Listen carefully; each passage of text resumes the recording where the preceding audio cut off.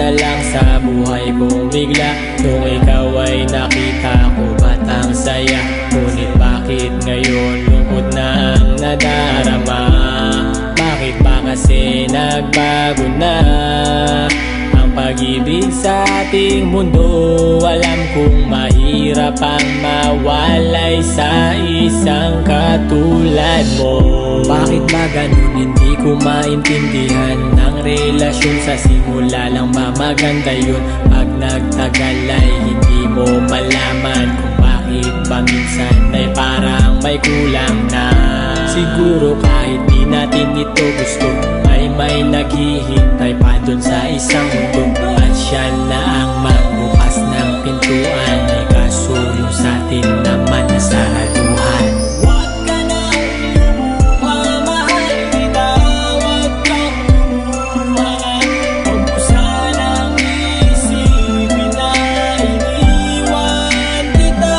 At huwag ka sanang malungkot pa, at huwag kang mangamba. Ang pag-ibig kong ito ay para lang sa'yo.